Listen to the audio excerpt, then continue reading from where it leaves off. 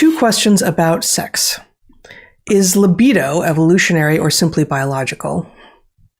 Which doesn't make sense as a dichotomy.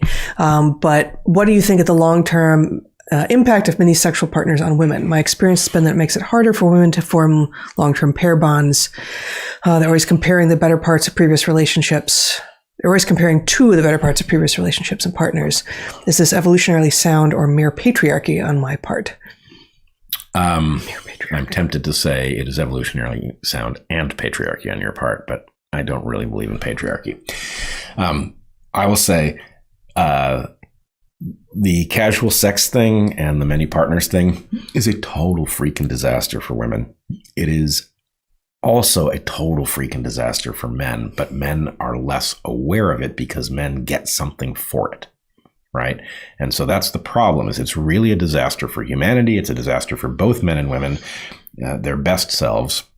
But because men are wired to want to produce offspring that they do not end up knowing about or having to invest in, casual sex is super rewarding for men. And so men can't see that their long-term interests involve not seeing women that way because their short-term interests get met this way, but women don't meet any normal interest that they would have. The best they can do is sort of step into their male mindset and try to feel rewarded by it.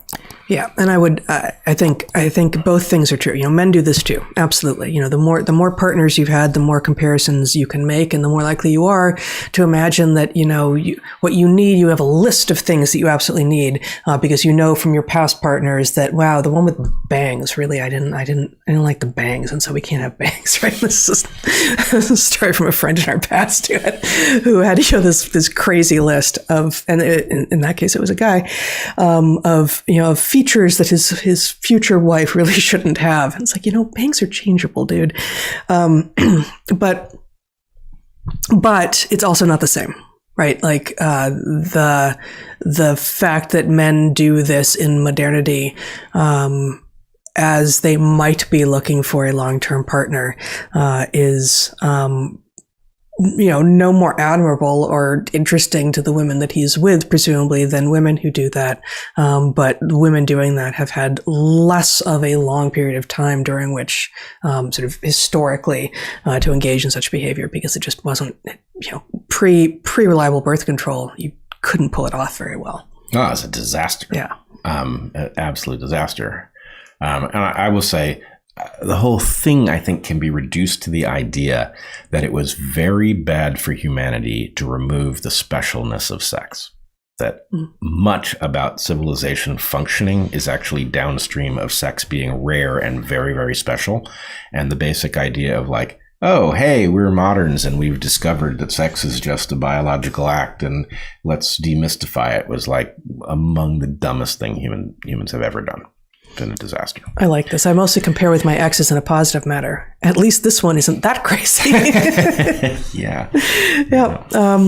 And I'm going to, obviously we have to use the acronyms that are standard, but, people are here talking about how crazy CRT is making schools. And this is a stand-in for a lot of the wokeness, only some of which is directly CRT. But I think we need to, we won't succeed, but we want to start calling it CRN, critical race notion. Critical race notion, right? Because if there's one thing it ain't, it's a theory. Right. Hey guys, that was a clip from our monthly private Q&A that you can get access to at my Heather Hying's Patreon.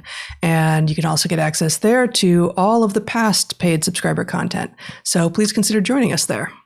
Did you mention that these private Q&As are the key to living a better life and living to tell the tale? I forgot to do that. These private Q&As are in fact the key to living a better life and what? Living to tell the tale. Living to tell the tale.